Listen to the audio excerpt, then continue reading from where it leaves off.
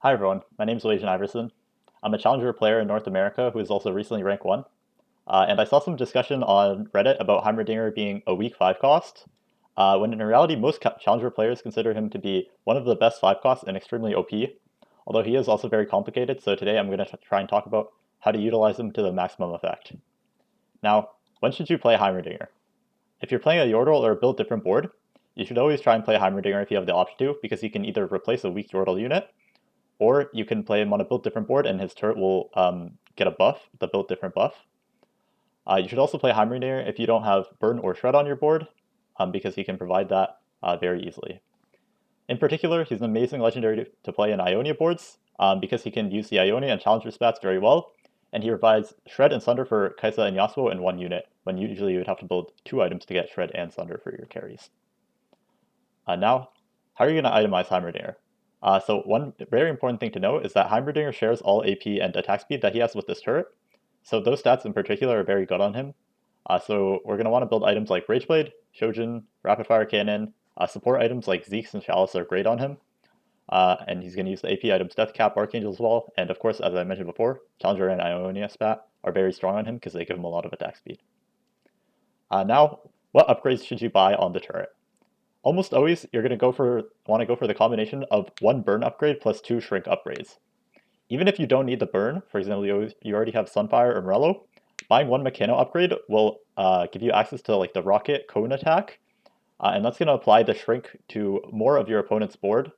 So it's better than just getting 3 shrink modules, even if you only need the armor and magic reduction. Even if you already have Shred or Sunder, 2 shrink modules is going to give it a 60% shred, which is greater than the 50% shred of most items or effects. And it's also going to apply to most of the board, whereas some items can only apply to part of the board. So even if you have resistance reduction, you may still want to consider building 2 shrinks. One more thing to consider is you might also only have one kind of resistance reduction. So for example, even if you're playing like a Piltover Zeri board and you already have Last Whisper, if you buy 2 shrink modules on your Heimerdinger, it's going to give you Shred, which is going to make your T-Hex do more magic damage. Another upgrade, which is going to be kind of situational, is going to be building 3 Mechanoswarms. So currently the burn is bugged, and even though 3 Mechanoswarms is supposed to do a 3% burn per second, it will actually only stay at 1%.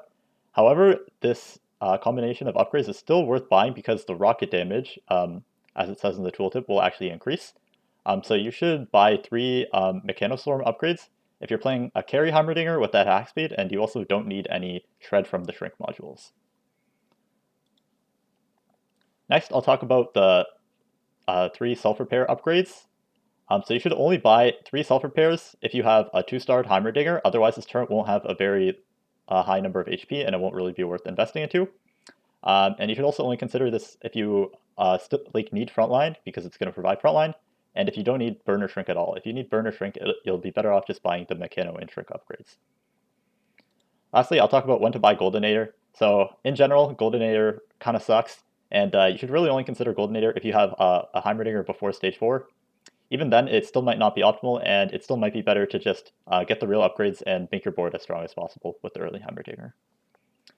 Now, how should you position the turret? Well, there's really only 2 positions that you should leave your turret in.